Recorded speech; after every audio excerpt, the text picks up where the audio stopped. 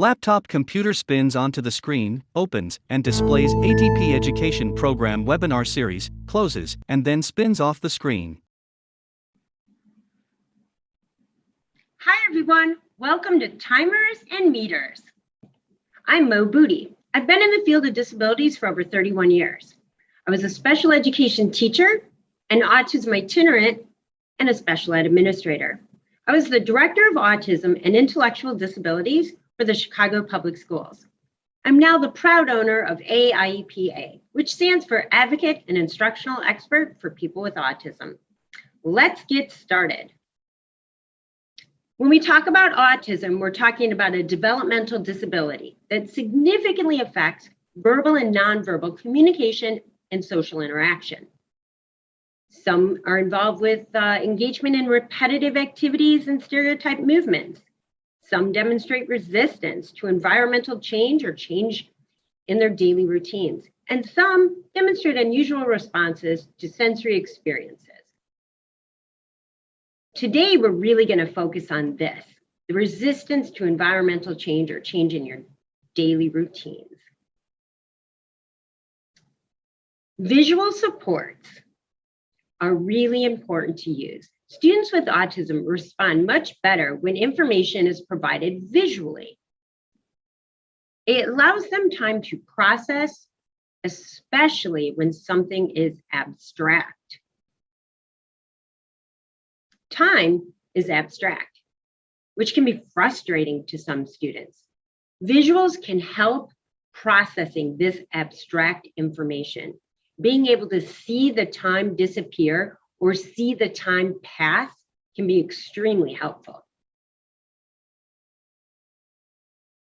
Supporting stressful transitions by showing how much longer you have. Pairing a visual timer with a visual schedule can really help set those expectations and know what's coming next and when it's coming.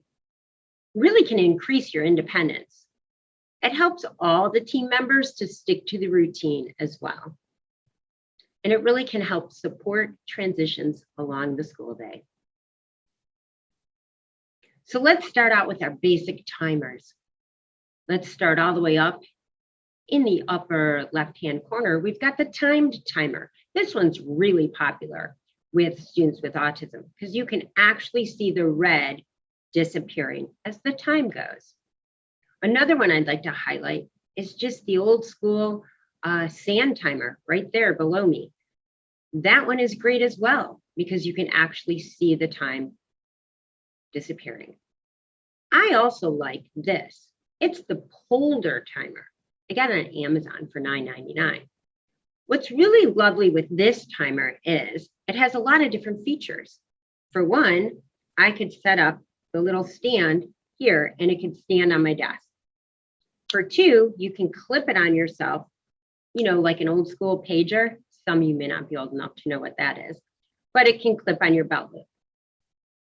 You can also set the time to make a buzzing sound or a bell. You can set intervals, or you can have it light up or vibrate. So the reason why all these things are important is if you're doing some kind of self-monitoring, the child is not having attention drawn to them, right? It might be going off just for their own sake to say, every 10 minutes, am I working? Oh, no, I'm not. So I love this timer. And the good old cooking timer is always a nice one as well.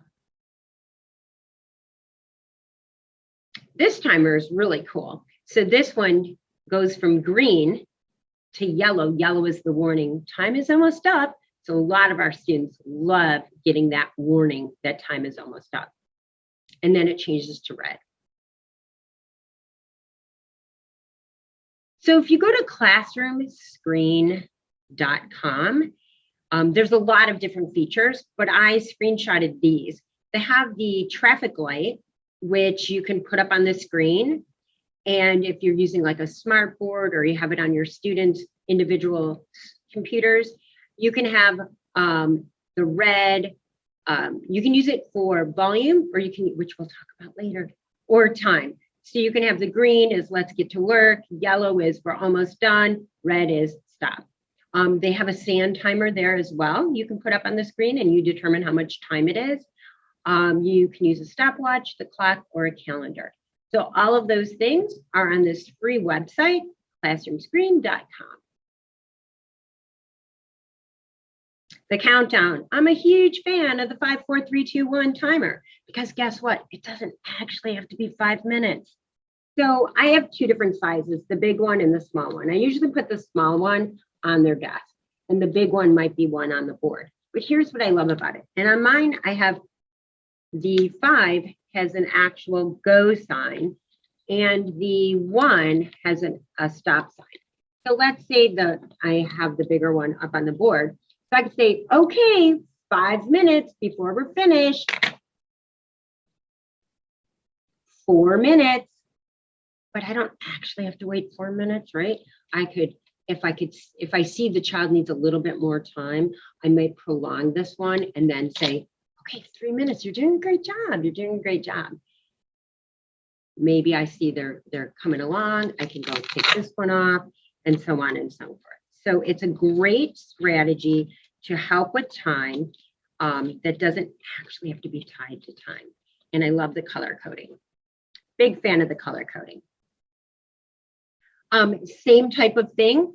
You could do it on like a little whiteboard thing where you just kind of wipe it off as the numbers are done, or again, the Velcro.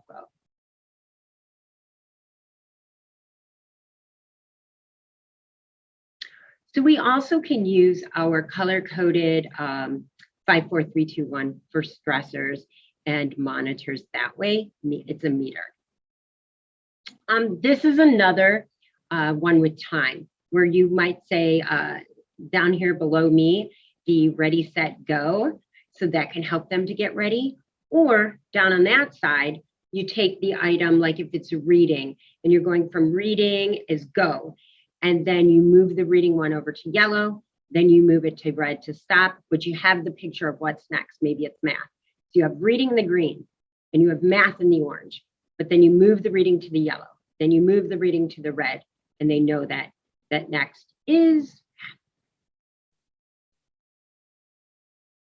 a trifold visual. My friend Karen Barno made this. So you would just fold it into a triangle and you can go, flip it over to 3 minutes left, flip it over to stop. These are also some nice ways to make time more visual. Is maybe you would, this is how much time do I have to wait before I get a break? So maybe you give them a puzzle piece to this clock. And once it's all complete, then it's time for your break. So other ways to have like visual meters. I give you a sneak peek of one a little bit earlier, but we'll get into that now. So we can do volume meters, showing the student the volume that maybe they should have versus they do have. Voice meters, energy meters. We can use them for meters for all of those things. Let's take a look at some of them. Oh, and we can modify them, right? So you can use color coding, you can number them, you can use photos, line drawings, and other things. And there's some really cool examples using superheroes. So we'll check those out too. So this is the best story.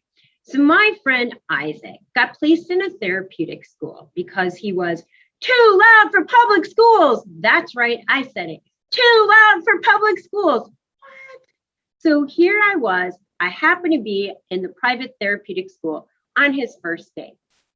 And he was in the room. I was in the room next door. And I hear this really loud screaming, like really loud. Then I come running down the hall to see if I can help. You know, maybe there's some behavior going on. And there's this kid with the biggest smile saying, "The suspense is killing me." The teacher had asked him not to turn the page yet of the book until his peer finished reading the page. So he was joyfully screaming, "The suspense is killing me." So we quickly realized, wow, we need to institute a volume meter, a voice level meter for him. So we quickly did. And we taught him a level 2 voice. And it worked so well with him that we practiced and we role played all the different voices, but it worked so well. At one point, we were able to just say 2, and he knew it was a volume 2 voice. It worked so well that his mother ended up making a really small version and said, because of this voice meter, she was able to bring her son to church, to restaurants, and to stores where she would never go before because he was too loud. And I'm happy to report he's reintegrated into his public school with, guess what? That's right, his volume meter. Here's another version where you can just move the clip down with where what type of volume you should have at that moment. These are some other really nice ones, the noise meter, the volume chart. I always like to see how different people indicate them. So one says voices off, whereas someone else calls it a whisper, quiet talk, loud voice, presenting voice, outside voice. So it is interesting to see how people label these all differently. So just make sure whatever words and visuals you use in your classroom, it's consistent in environments, so like home and school, and making sure it's consistent between places in the building as well. So these are just some more examples. Volume meter. This could be like a practice or an assignment where the child has to put the different areas and what volume they would use. So it's like an activity. Lesson Picks has a free sample one. That's the one I showed earlier. It's fabulous. It's in the free samples. Here's ones where I said superhero. Check that out. Isn't that a cute idea? So that they use superheroes on the right and kind of some spy talk and ninja talk over there on the left. So they're definitely creative ways to help students with monitoring their volume. Here's some other ones. Like this one could be, this is an arrow. So do I want you to be at a talk volume or at a whisper volume or a loud volume? This might even be a student using it to tell the teacher about the volume in the room or in the school, like it's too loud for them, like I might need to leave, right? So here's another one. I had a student that's voice was like high, just right, or low. Same with this one. Red is stop talking, yellow is quiet, green is, we call it the normal voice. So this page uses what's on your screen right now. You can use, for example, a paper clip, and you can run it to the number of volume you should be having. So bouncyballs.org is a free website, and you can change the sensitivity, the number of balls. You can also do bubbles, you can do eyeballs, you can do emojis. And what it is based on the volume in the room. So if you have a smart board or even your computer where kids can see it, if it's too much volume, the balls are, and if it's quiet, they're not moving. And you can change the sensitivity, right? So you can have a lot of fun with that in the class, with saying like, okay, we don't want the balls to move right now. That's what kind of voice we're gonna have. So we can also use these meters for mood meters. That's what I call them. So here's a great couple of examples. On the left, we have our happy, okay, frustrated, stressed, furious, and it's color coded. We have another one here on the right as well. All right, so I'm going to show you some more. So we've got this one as well. You can use it for like the zones. A lot of people use the zones for regulation. So metering what color you are and what feeling you are. This is another, the relaxation one. So you can use an actual thermometer to say how you're feeling. And then what you would do if you're a red. All right. So I hope you had a lot of fun. I hope you can think of a lot of different opportunities where you can use a timer or a meter to help your students with autism. Thanks for joining me. I'm Mo Buti. I can be reached at mobuti@hotmail.com. Check out my website, aiepautism.com. Thanks for coming. Thank you for watching. For more information on the ATP education program, please visit our website at atp.nebraska.gov. /education or email us at atp.education@nebraska.gov.